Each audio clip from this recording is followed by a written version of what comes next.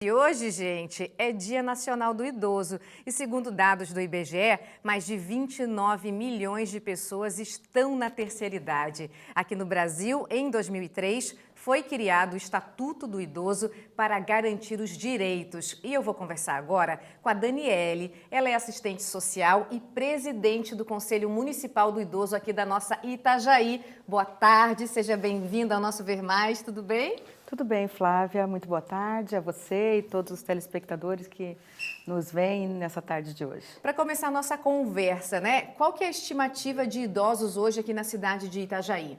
Olha, em torno de 22 mil aproximadamente. E como que é trabalhar assim com a terceira idade, você que tem essa vivência? Olha, é extremamente gratificante, né? A gente poder oportunizar cuidado para quem tanto nos cuidou numa fase grande da nossa vida, né? Até mesmo porque nós somos o único animal que, por uma grande fase da vida, precisamos de cuidado, proteção, atenção, né? Somos o único mamífero que precisa de cuidado integral, pleno, né? Por um longo período da vida da gente. E enquanto conselho, né, quais as principais, não vou falar dificuldade, vou dizer desafios que vocês encontram hoje para trabalhar?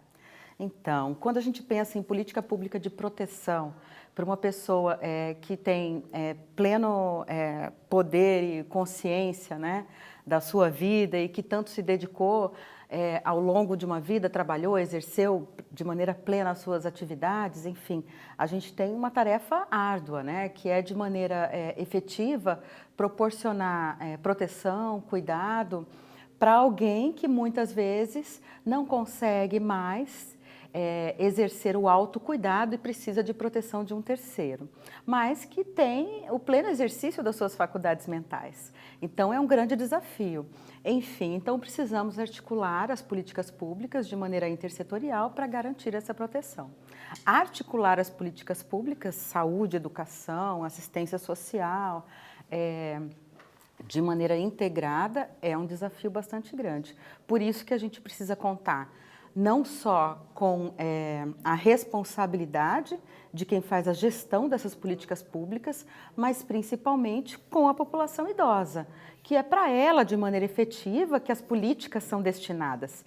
Então, a gente precisa cada vez mais fazer com que as pessoas idosas participem desses espaços de controle, de fiscalização e de deliberação, para que a política seja feita junto com elas. E quando a gente fala dos direitos dos idosos, quais os principais, assim? Os idosos têm todos os direitos de maneira plena, como todos os cidadãos. Direito à saúde, à educação, a transporte, enfim, educação, todos os direitos de saúde, de cidadania plena. E maus tratos, vocês recebem muitas denúncias? Então, o Conselho, ele também é uma porta de entrada para denúncias.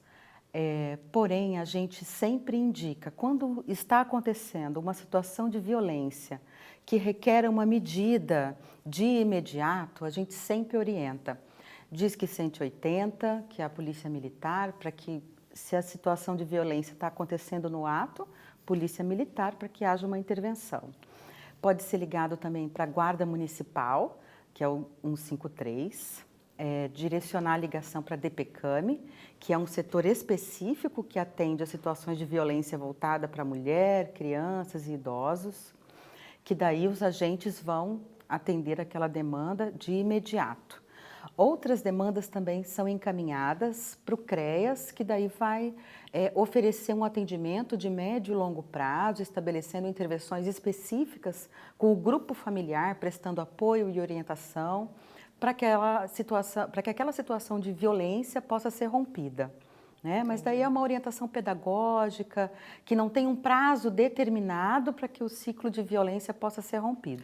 Quem está assistindo a gente agora tem idoso em casa, que conselho você dá? O que a gente, como filho, pode fazer para promover assim, uma qualidade de vida para o nosso idoso?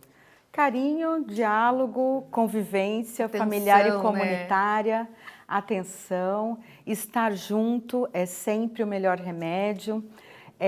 A minha mãe é um exemplo muito grande, costumo sempre trazer isso. Tem quantos anos ela? 86 anos. Dona Leonora, um beijo grande, Um beijo, lhe amo Dona muito. Leonora.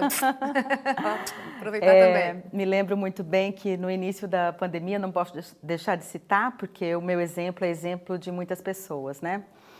A gente tinha restrições bastante grandes e a gente sempre levava as compras e deixava, né, no cantinho, tchau mãe, bem de longe. E isso foi durante um bom tempo e me recordo de um dia que ela me ligou e aos prantos dizia assim, ai minha filha, eu não vou morrer de Covid, vou morrer de solidão. Então assim, vamos cuidar com muita ternura, muito carinho, muita atenção dos nossos mais experientes, né? Dos nossos velhinhos queridos, eles têm muito a nos ensinar. E assim, gostaria de lembrar que não só cuidar na velhice, mas a gente já tem que se cuidar agora, no hoje. A nossa estimativa de envelhecimento, ela é galopante. Hoje a gente tem assim uma porcentagem, né? Se a gente for pensar, aproximadamente 15% da população é idosa, 25% crianças e adolescentes e o restante ali na faixa de pessoas adultas.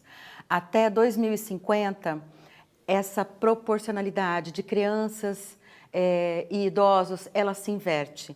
Nós teremos aproximadamente 25% de pessoas acima de 60 anos e crianças e adolescentes apenas 15%, porque a taxa de fertilidade está caindo e o envelhecimento está aumentando. E quando a gente pensa em 2050, está aí, está batendo na nossa porta. Verdade. Então, somos nós que, na faixa ali dos 35, 40 anos, teremos daqui a pouco 80 anos. Cada vez mais a medicina está ampliando, né, as suas possibilidades de longevidade. Então, assim, a gente tem que se cuidar para que a gente possa garantir melhor condições de saúde, não só saúde física, mas principalmente saúde mental. Então, cuidar de quem está aqui hoje conosco, mas principalmente cuidar e pensar nas políticas públicas que estão aqui hoje e que vão garantir melhor qualidade de vida para a gente amanhã. Então, quando a gente pensa em melhorar a política pública para o hoje, é pensar no nosso futuro também para o amanhã. Então, vamos cuidar do nosso hoje para o nosso amanhã também. Abraçar bastante quem está aqui com a gente hoje, né? Nossos pais, pensar aqui e num momento especial hoje, né? Ficar bem juntinho de quem a gente ama, né? Aproveitar quem está aqui conosco hoje. Obrigada pela participação hoje aqui no nosso Imagina, Ver Mais. Eu quem agradeço, ótimo fim Flávia. de semana para você e para sua mãe também. Muito obrigada, para os seus familiares também.